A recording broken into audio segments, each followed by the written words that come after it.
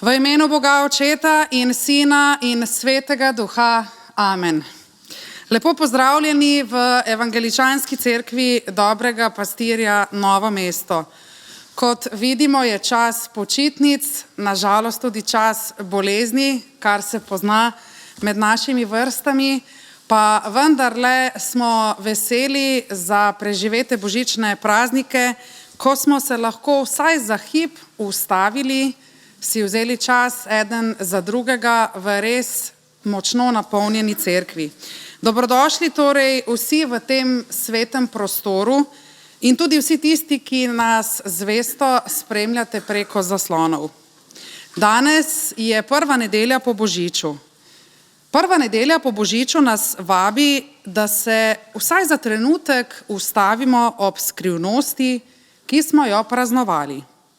Bog je postal človek, da bi bil blizu prav vsakemu izmed nas. V tišini betlehemske noči se je rodila luč, ki razsvetljuje naše poti tudi sredi vsakdanjih skrbi.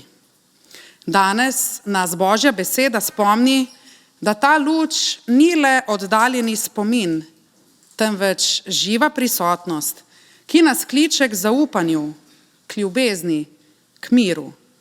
Naj bo torej naše bogoslužje prostor hvaležnosti in odprtosti za dar, ki ga prinaša Emanuel, kar pomeni Bog z nami. Prisluhnimo sedaj obvestilom za prihodnje dni. Jutri v ponedeljek 29. decembra ob 19. uri običajno molitveno srečanje odpade. Prav tako odpade tudi študijsko bogoslužje, ki ga imamo običajno ob sredah, torej v sredo 31. decembra ob 19. uri zaradi praznikov.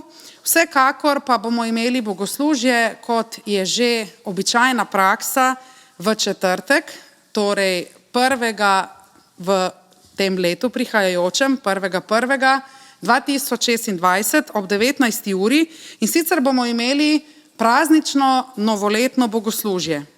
Vljudno vabljeni vsi skupaj, da se tega bogoslužja udeležimo, da skupaj zakorakamo v leto 2026. Na novoletnem bogoslužju bomo podobno kot lani oziroma še letos deležni posebnega presenečenja.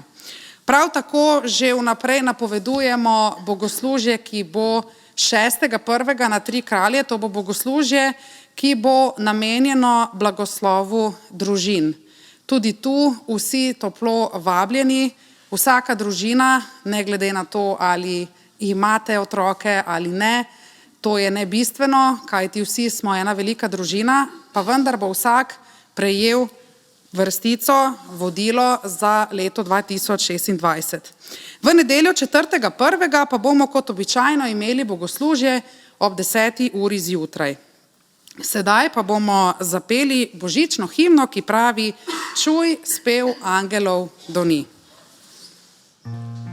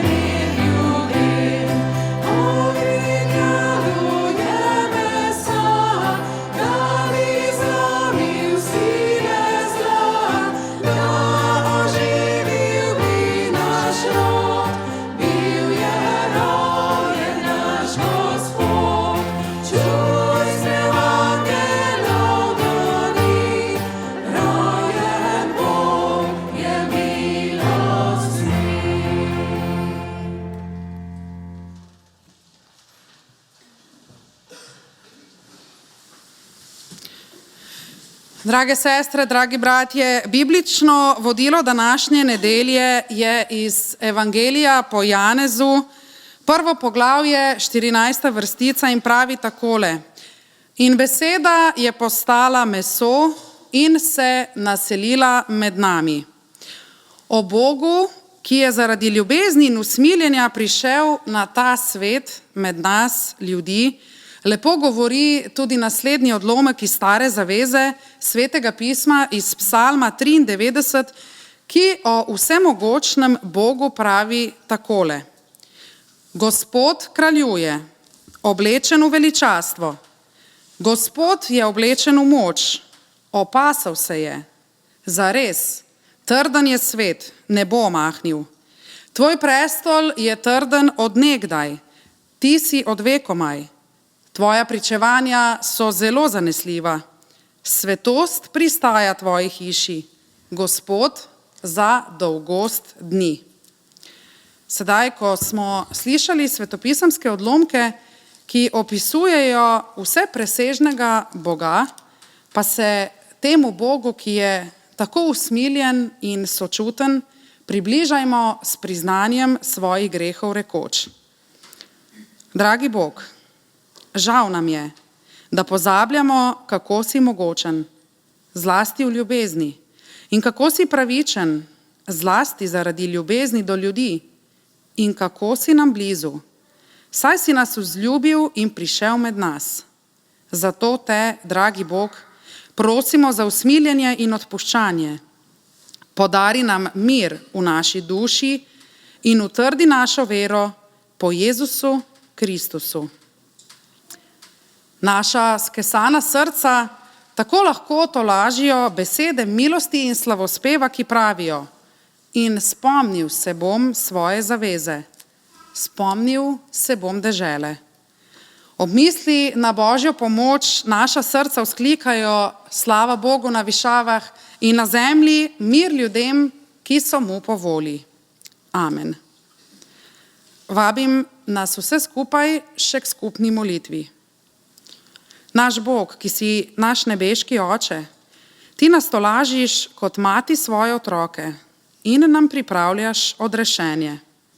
Gospod naš Bog, zahvaljujemo se ti za dar božične skrivnosti, za luč, ki je zasvetila v temi, in za mir, ki ga prinašaš v naša srca. Hvala ti, ker si v Jezusu Kristusu postal eden izmed nas, da bi nas rešil in nam pokazal pot življenja. Prosimo te, okrepi našo vero, da bomo v vsakdanjih nalogah živeli kot tvoji otroci, polni ljubezni in usmiljenja. Naj tvoja beseda vodi naše misli, naše besede in naša dejanja, da bomo prinašali mir v družine, skupnosti in svet. Blagoslovi vse, ki so osamljeni, bolni ali v stiski. Naj jih doseže tvoja tolažba in naša bližina.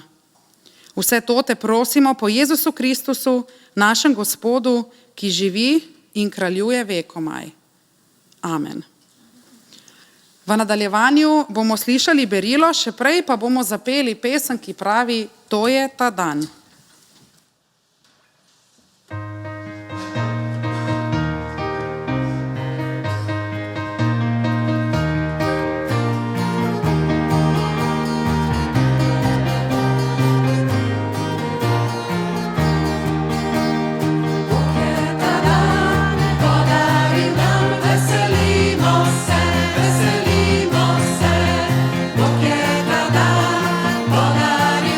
Veselimo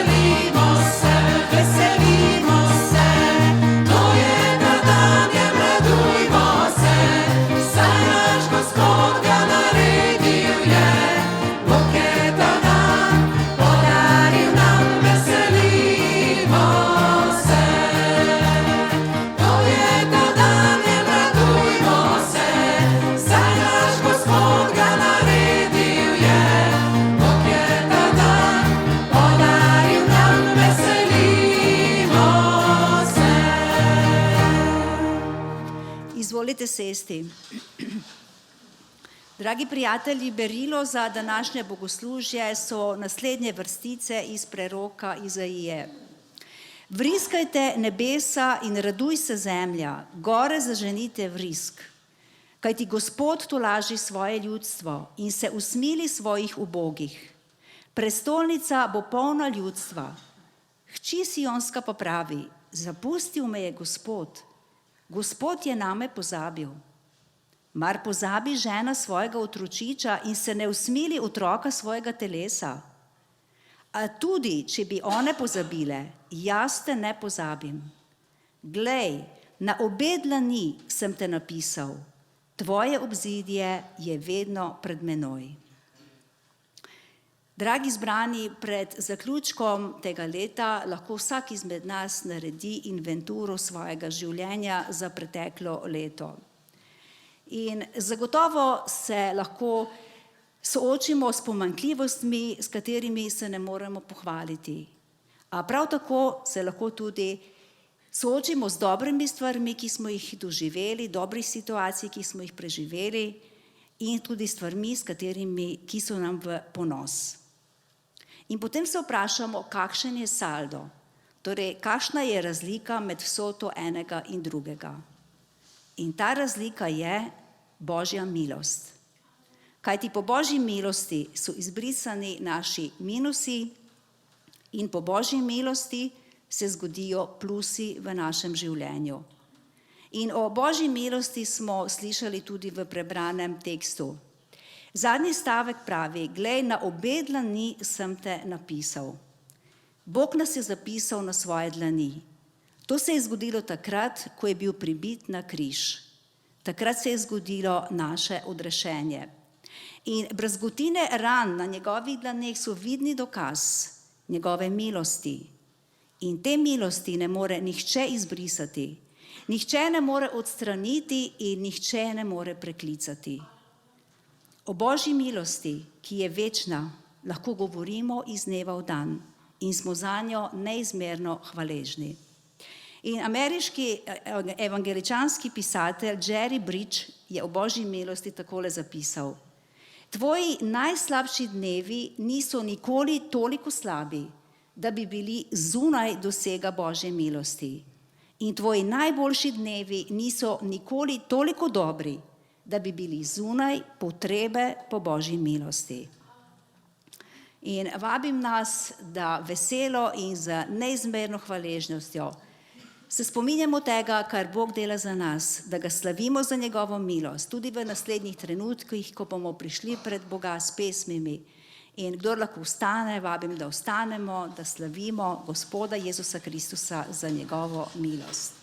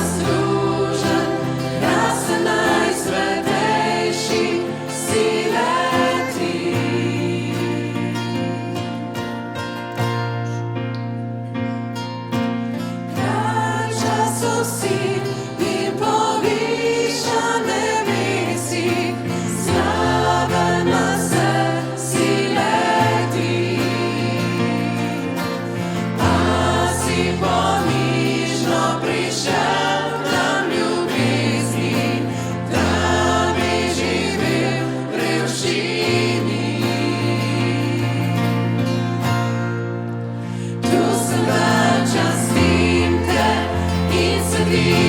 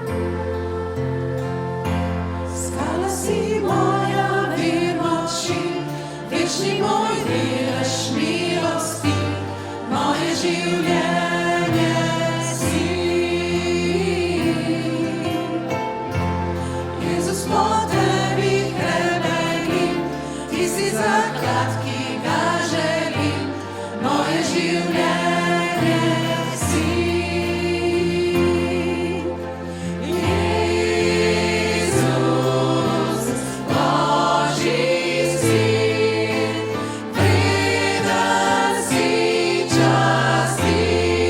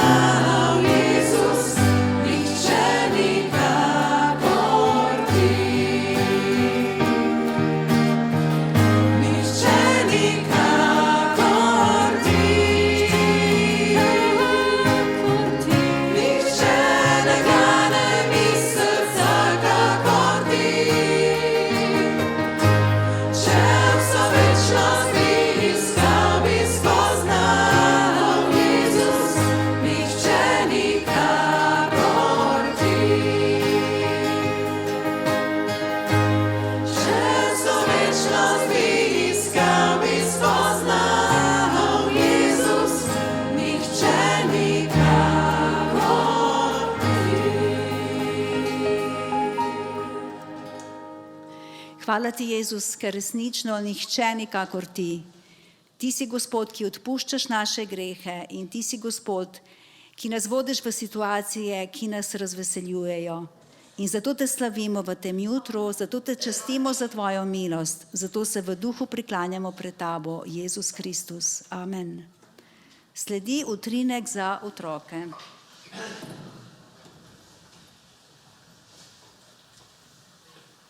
Dragi otroci, tudi dojenčki, ki se skrivajo, čeprav so počitnice, tako, še enega dojenčka imamo, torej čeprav so počitnice, pa vendarle utrinek za otroke vedno znova poboža našo dušo. Kajti od otrok se lahko veliko naučimo, kaj ne? Tudi mi, ki smo odrasli. In otroci so zelo prikupni in nas vedno znova tudi kaj novega naučijo. Takole, dragi otroci, zdaj pa imam jaz eno vprašanje za vas. Moj sin mi je danes posodil svojo kroglico, ki si jo je izbral, pa me zanima, kaj je tole. Kaj je to? Je bunkica? Ja? Aha, bunkica je. Kam jo pa damo? Kam jo date doma? Na smrekico. Tako je. Take lepe bunkice damo na smrekico. Ampak veste, kaj se pa potem zgodi? Potem pa, ko je konec praznikov, kaj naredijo starši? Kam spravijo tele bunkice? Ja, tako kot tiste gor. Potem jih moramo pa pospraviti, ne? In kaj, zložimo jih v škatle, zapakiramo, odnesemo, ne vem kam, na podstrešje, v omare in se vidimo čez 1 leto, rečemo, ne? Veste, to je zdaj, vi ste še malo majhni, tako da vi verjetno teh težav še nimate. Mi odrasli pa dostikrat trpimo za popraznično depresijo. Ko vse pade dol, ko se vse umiri, lučke ugasnejo, pospravimo okraske, kaj pa zdaj? Zdaj se pa začenja pravo življenje. To, da veste, bistvo Božiča je malce drugačno. In dragi otroci, to, kar bi vam rada povedala, je, da razumete, da Jezus ni enako kot božični okrasek, ki ga imamo in ga potem pospravimo in ga vidimo čez 1 leto. Bistvo Božiča je, pa boste videli, kaj imam tukaj. Kdo mi bo pomagal? Kdo bo prišel? Enega prostovoljca rabim. Lahko ste pa tudi vsi trije. A je tukaj noter temica? Je temno notri? Je, ne? Kaj pa imam tukaj noter? Svečko imam. Kdo bo svečko prižgal? A jo boš ti? Boš ti. No, da je prižgijo. Bravo, Julija. Super. A če bova zdaj mi dve tole svečko dale tukaj v mojo škatlo? Kaj se zdaj zgodi? A je še tema tukaj v moji škatli? Ne. Zakaj ne? Ker je luč. Ker je luč. Dragi prijatelji, a ste slišali, kako lepo so otroci povedali božično zgodbo? Torej, včasih je naše življenje takole kot ta škatla. Vse okraske in vse tisto, kar nas teži, pridno zapakiramo v škatlo, hitro odnesemo v omaro, da nihče ne bi videl, da se ne rabimo razkrivati, seveda, to, da Božič prinaša luč. In božična luč sveti tudi tam, kjer je najtemnejše. Zato Božič je praznik luči. In še eno stvar vam povem. Kaj imam pa tukaj, otroci? Kaj je tole? Kaj je to? Kam damo to? A je to nahrbtnik? Kam ga pa dam? Ruzak rečemo tudi mi, ne, Dolenci? Kam ga damo? Ga nesete v vrtec seboj? Ja? To je tvoj, ne? Si mi ga posodil. Vidite, Božič je pravzaprav nekako takole. Tako kot imamo nahrbtnik in notri imamo veliko ene prtljage, si predstavljajmo kot simbol, kaj je to? križ, ja, to je pač simbol krščanstva, pa si predstavljajmo, da je Jezus vedno z nami. Tudi takrat, ko imamo nahrbtnik poln svojih bremen, ki so težka in jih vzamemo na rame in z njimi hodimo in nas včasih tiščijo k tlom vsa naša zaskrbljenost, skrbi, strahovi, neuspehi, pa vendar tega Jezusa ne rabimo zapakirati in pospraviti v omaro, ker je pravzaprav del našega življenja. Super ste mi tole danes pomagali. Glede na to, da danes sicer ni veruka, je pa varstvo za najmlajše, vas tamle že čaka vaša zvesta katehetinja in greste lahko z njo, pa boste morda še kaj drugega slišali na to temo.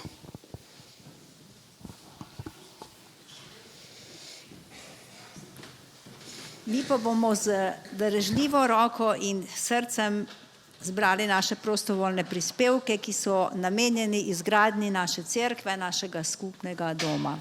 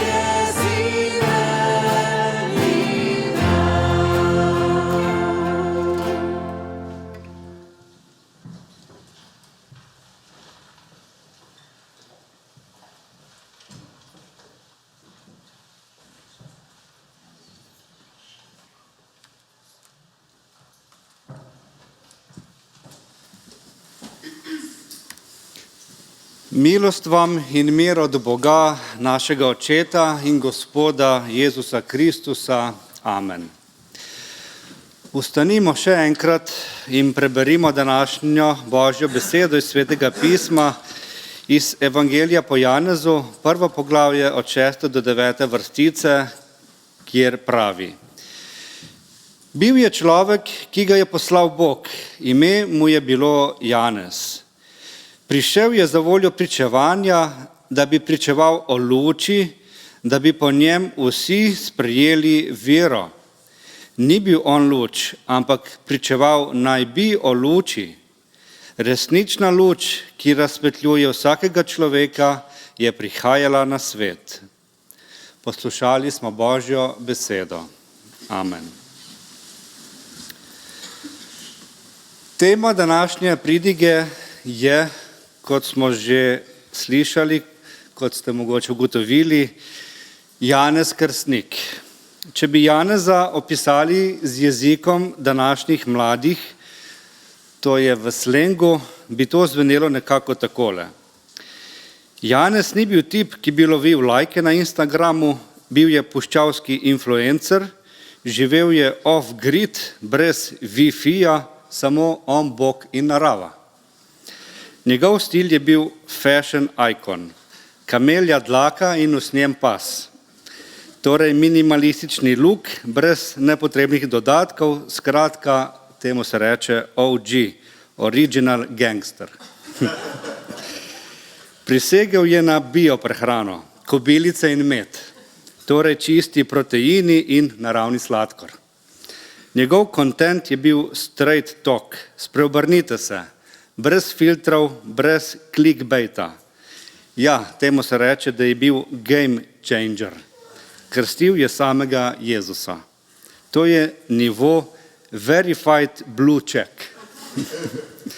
Ni se bal povedati resnice, bil je fearless tip, ki je Herodu povedal v obraz, kar misli. Zaradi tega je bil obsojen na smrt. Njegov moto je bil humility king, on mora rasti, jaz pa se manjšati. Zato je legenda, glas vpijočega v puščavi, ki je postal glas zgodovine. To je opis Janeza Krstnika v jeziku mladih, v slengu. Torej, Janez Krstnik je bil takrat popularna ikona, ki jo poznamo po frazi glas v puščavi. Ta izraz danes pomeni pogumen glas resnice, ki se oglasi sredi hrupa in brezbrižnosti. To je glas, ki ne išče aplavza, ampak spremembo. Janez je prerok, ki ga spoštujejo kristjani, muslimani, bahaisti, druzi, mandejci. Oscar Wilde, svetovno znan književnik, ga je celo postavil na oder v drami Salome. In zakaj je pomemben za mlade? Ker pokaže, da moč ni v prilagajanju množici, ampak v zvestobi resnici. V svetu trendov in lažnih obljub Janez kliče k avtentičnosti, k življenju, ki ima smisel, ker kaže na nekaj večjega od nas. Sedaj pa še opis Janeza Krstnika za starejše generacije. Janez Krstnik je bil rojen par let pred našim štetjem v Judeji kot sin duhovnika Zaharija in Elizabete. Bil je tudi sorodnik Jezusa, odraščal je v pobožni družini, kasneje je živel kot asket v puščavi. Njegovo poslanstvo je bilo, da je oznanjal osebno moralno prenovo in uvajal krst ob Jordanu kot znak novega začetka. Pogumno je kritiziral oblast, zaradi česar je bil okoli leta 30 našega štetja usmrčen.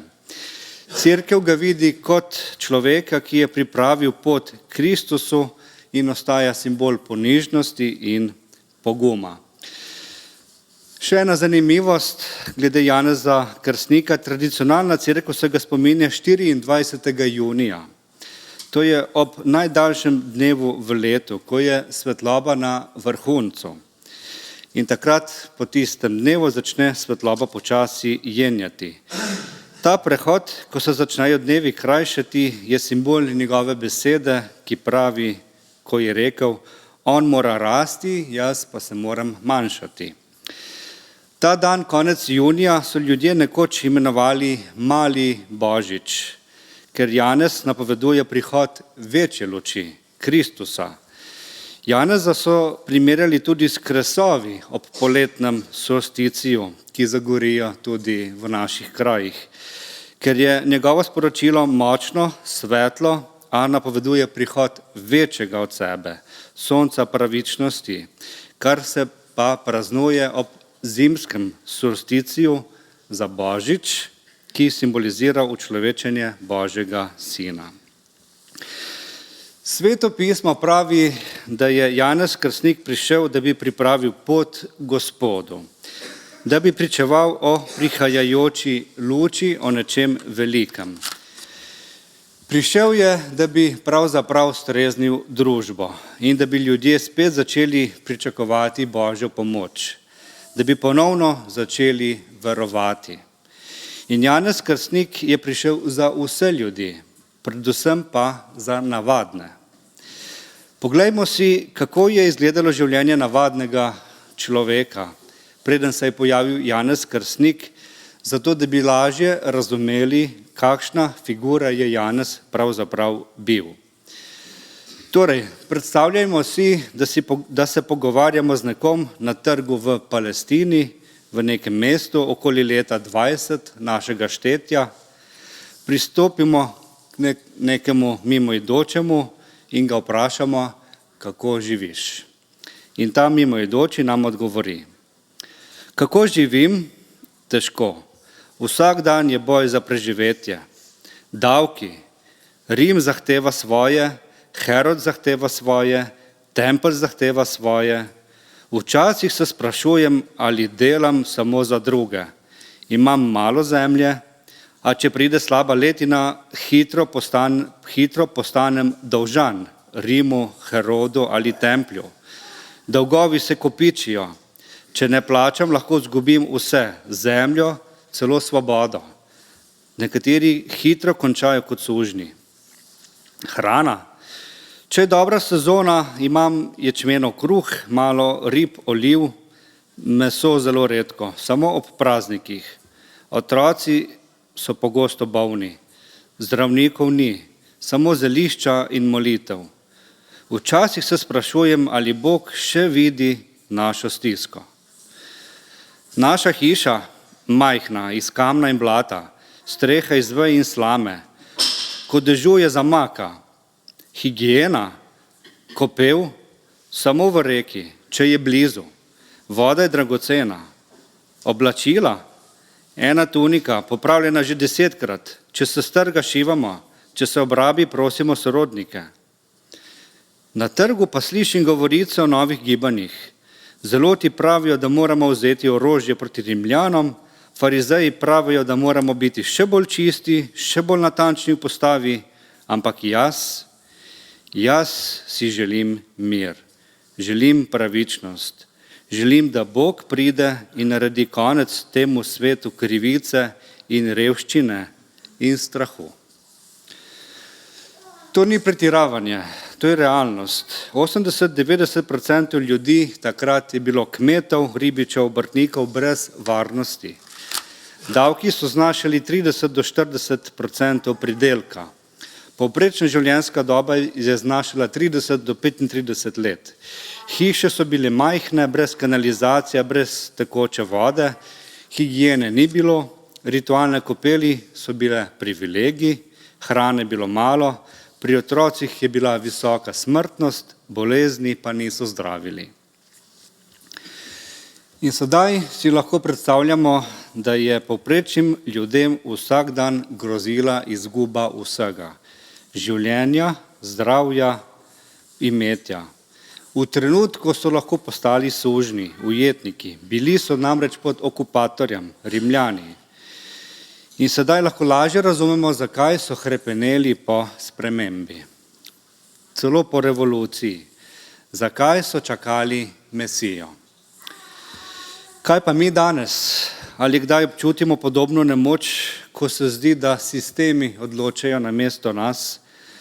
Ali kdaj občutimo, da smo utrujeni od bremen, ki jih nosimo, finančnih, čustvenih, družbenih? Ali kdaj hrepenimo po pravičnosti, ki presega človeške sisteme, po miru, ki ga politika ne more dati? Ali kdaj želimo, da nekdo pride in reče: poglej, nov začetek, Bog dela nekaj novega? To hrepenenje je univerzalno, takrat in danes. In prav v to hrepenenje stopi Janez Krstnik.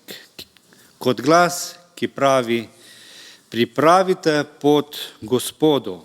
Pripravite pot Gospodu. Kaj to pomeni?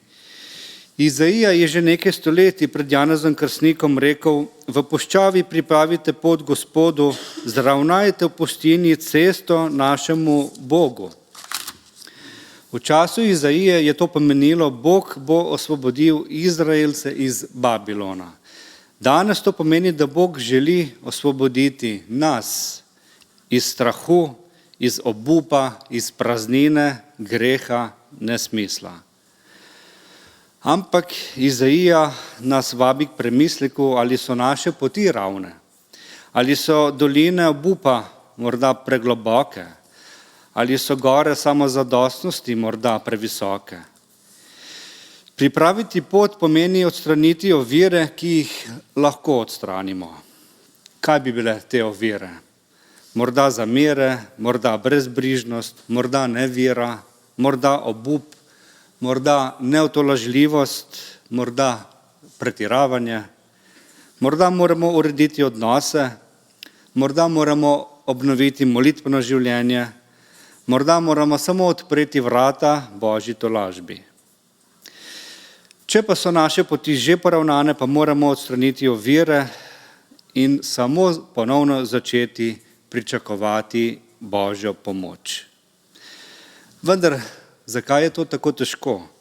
Zakaj je težko poravnati poti in odstraniti ovire? Ker poti niso zunanje, ampak so v našem srcu. Ker odnosi niso samo besede, ampak so tudi rane, spomini, ponos. Ker molitev ni samo rutina, ampak je zaupanje, ki ga je včasih težko obnoviti. Ker pričakovanje Božje pomoči zahteva vero, ko je okoli nas toliko hrupa, toliko skrbi, toliko razočaranja. Ali ni res, da je lažje graditi nove načrte, kot popravljati stare mostove? Ali ni res, da je lažje govoriti o miru, kot odpustiti? Ali ni res, da je lažje zapreti srce, kot ga odpreti Božji tolažbi? Toda ravno zato nas Janez Krstnik kliče: pripravite pot Gospodu. Ne zato, ker je lahko, ampak ker je potrebno. Ker brez tega ostanemo v puščavi osamljenosti, nezaupanja, strahu. Bratje in sestre, Janez Krstnik kliče: pripravite pot Gospodu, zravnajte steze. Ampak to ni lahko, to je težko. Tudi zato, ker je okoli nas velika zmeda, kaos, nemir v nas in okoli nas. Zmeda v odnosih, v vrednotah, v tem, komu zaupati. In ko je zmeda, je težko graditi mostove, težko je poravnati poti, težko je začeti znova. Če smo zmedeni, smo neodločeni, preobremenjeni, negotovi, ranljivi. Ampak biti zmeden ni narobe. Je pa nekonstruktivno. Zmeden človek stoji na križišču in ne ve, kam bi šel. Hrepeni po luči, a je obdan sencami. Toda naj nas potolaži naslednja okoliščina: zmeda ni nekaj novega. V času Janeza Krstnika je bilo podobno. Takrat je bilo toliko glasov, toliko skupin, toliko obljub, ki so govorili: pridite k nam, mi imamo pot. So kričali od vse povsod. Judje so poznali ritualne kopeli, mikve, kot znamenje čistosti in so klicali: pridite k nam, mi imamo pot. Jeseni v Qumranu so vsak dan izvajali čiščenje, da bi bili čisti, in so klicali: pridite k nam, mi imamo pot. Nazarejci so obljubljali konec časov, ločina krščevalcev in mal po etanci so ponujali vodo kot rešitev in klicali: pridite k nam, mi imamo pot. Banos, znan asket v puščavi, je živel v strogosti in se umival, a brez preroškega glasu. Klical je: pridite k meni, jaz imam pot. Mandejci so krst razumeli kot stalni obred povezave s svetom luči in so klicali: pridite k nam, mi imamo luč. Ali si predstavljamo sedaj? Povsod rituali, povsod obljube, vsi so bili na reki Jordan, vsi so klicali: pridite k nam, mi imamo pot. Ampak ali je dovolj samo voda, ali je dovolj samo obred? Janez je drugačen. Njegov krst ni zgolj voda, ni zgolj ritual, je tudi glas: spreobrnite se.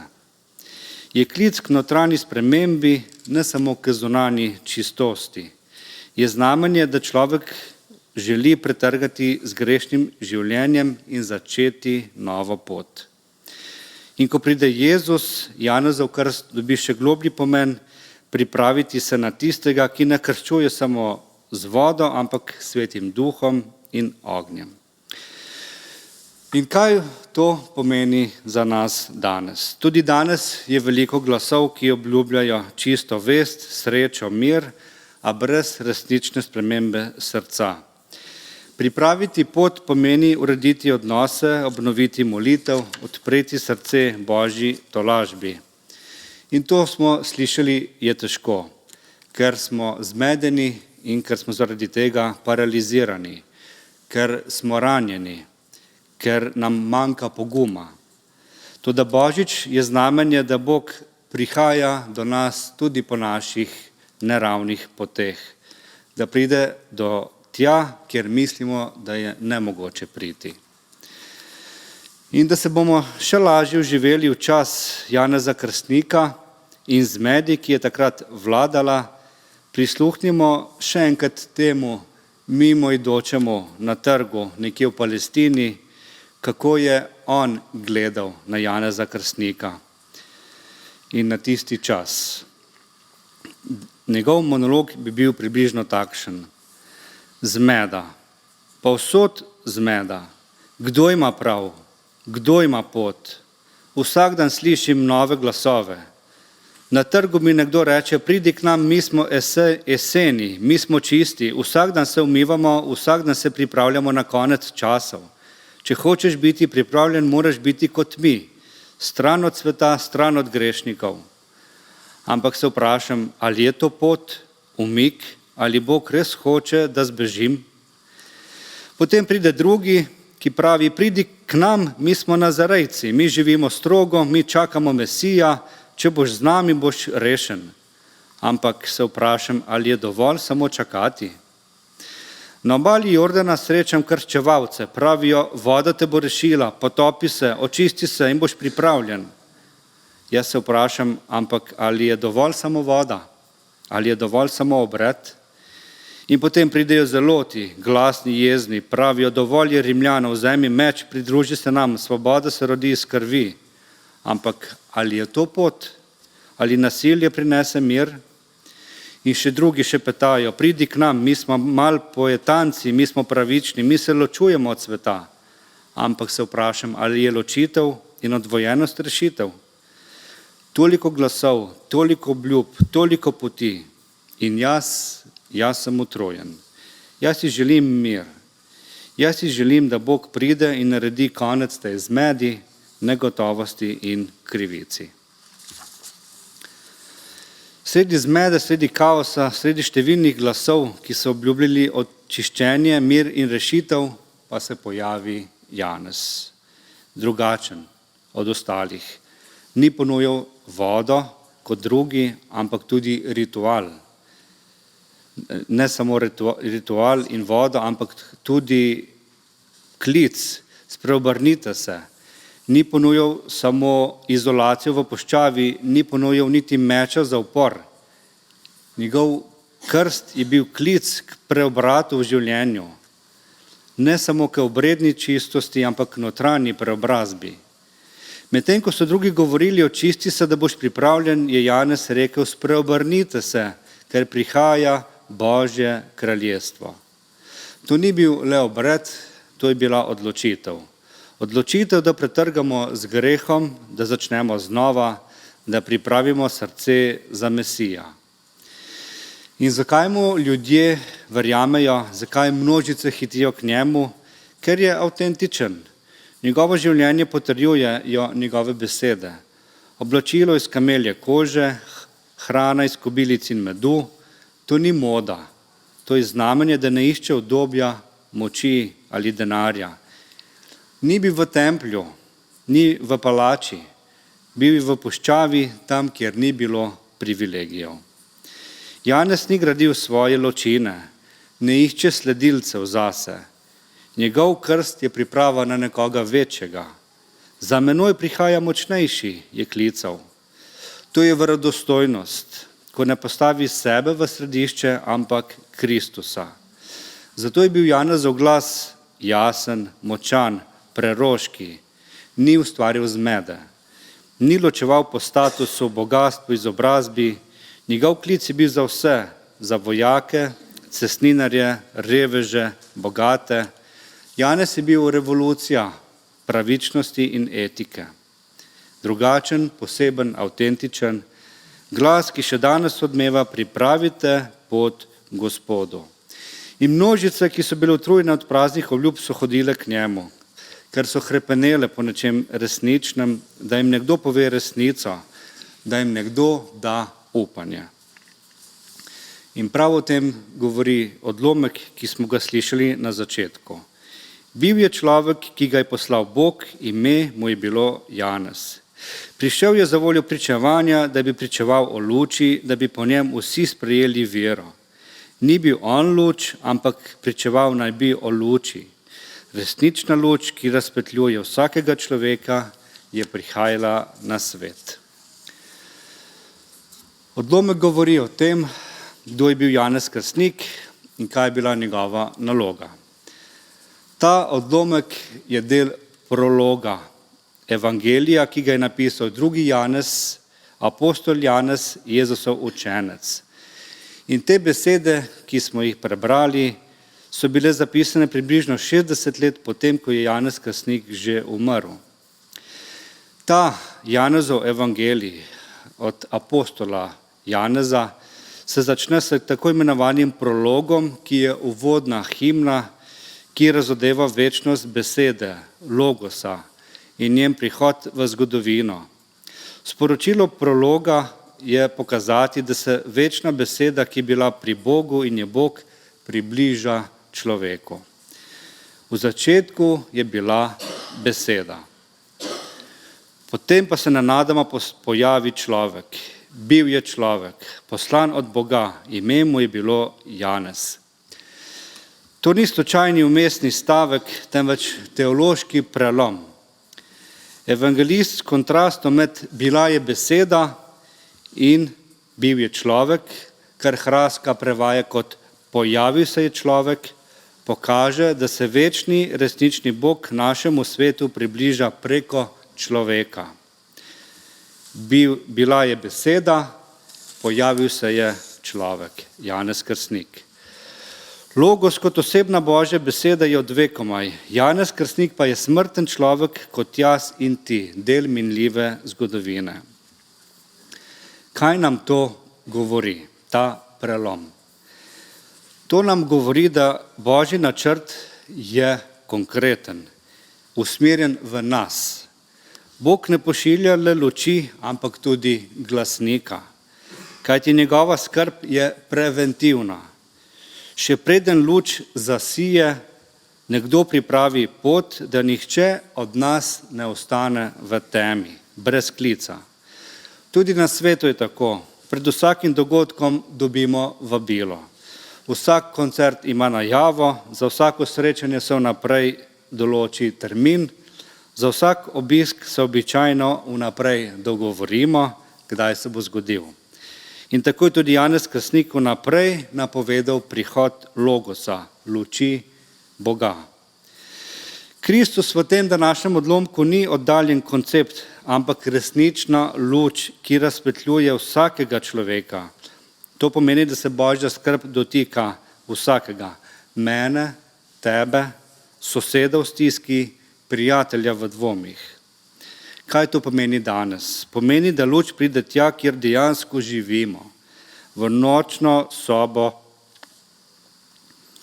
intenzivne sobe na bolnišničnem oddelku, ko nekdo drži roko bolniku, za kuhinjsko mizo, ko preštevamo račune, v prepolnem elektronskem nabiralniku, kjer nas čaka teža novih skrbi, na klopi v parku, ko ne vemo, kaj reči prijatelju v krizi, v pisarni, ko nas izgorelost dotovče, v hodniku doma starejših, ko čakamo na obisk. Kristus, resnična luč, ne sije, da bi nas izpostavila in razgalila, ampak da nas tam, kjer smo, najde. Bog ne sije na nas, da bi nas obsodil, ampak da bi nas ogrel.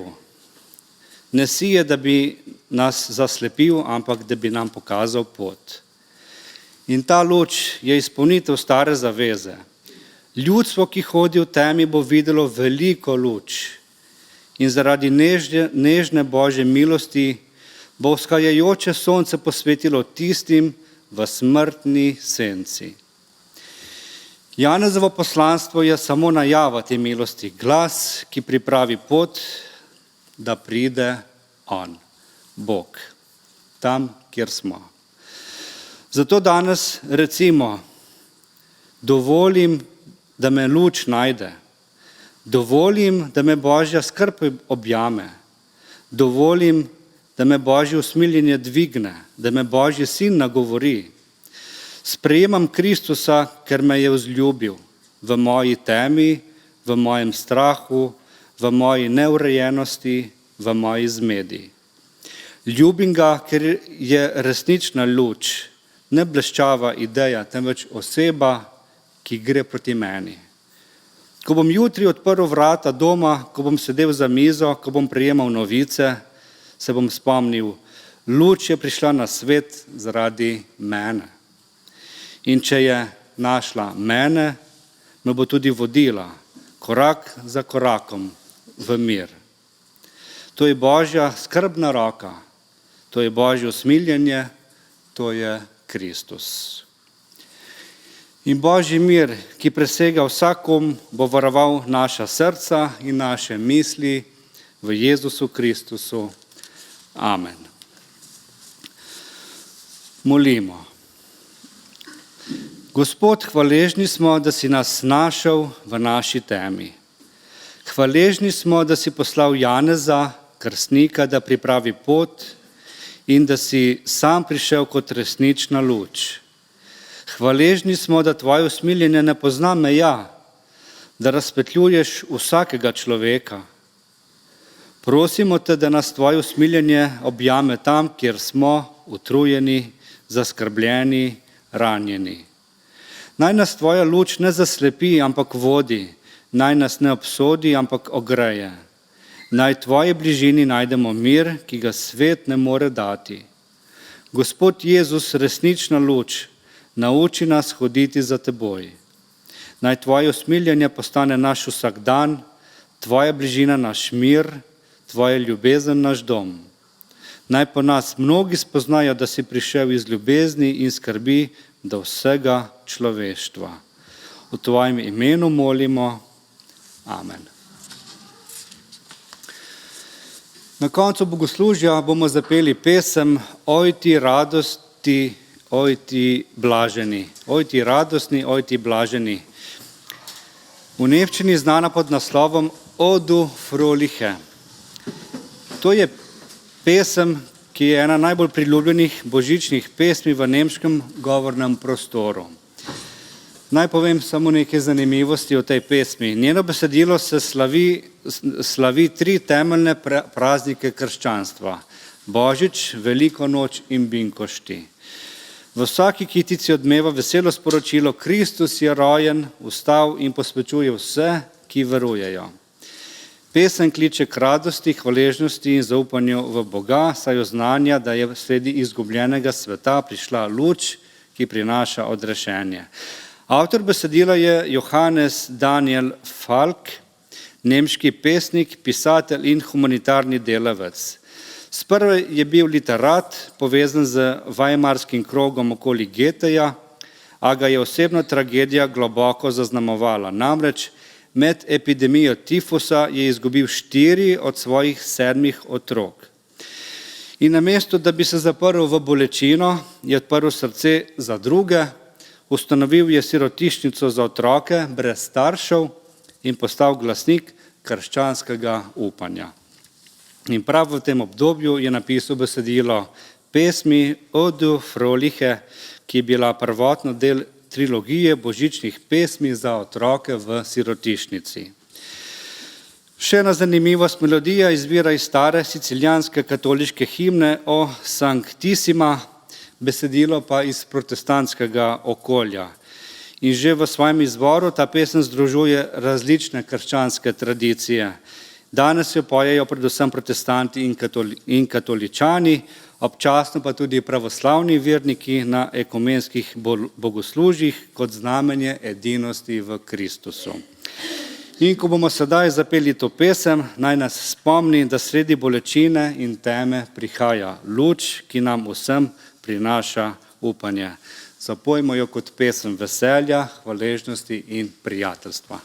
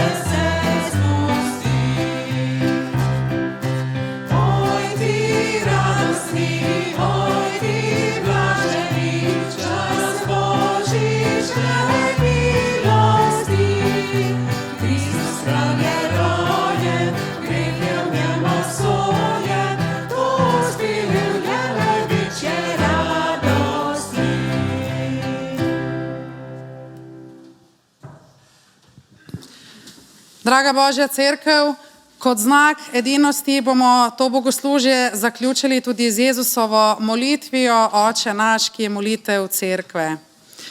Oče naš, ki si v nebesih, posvečeno bodi tvoje ime. Pridi k nam tvoje kraljestvo, zgodi se tvoja volja, kakor v nebesih, tako na zemlji. Daj nam danes naš vsakdanji kruh in odpusti nam naše dolge, kakor tudi mi odpuščamo svojim dolžnikom. In ne vpelji nas v skušnjavo, temveč reši nas hudega. Ker tvoje je kraljestvo in moč in slava na veke. Amen. Prejmimo še zaključni duhovniški blagoslov. Gospod naj te blagoslovi in te varuje. Gospod naj da sijati svoje obliče nad tabo in naj ti bo milostljiv. Gospod naj dvigne svoje obliče nad te in ti podeli mir. Amen.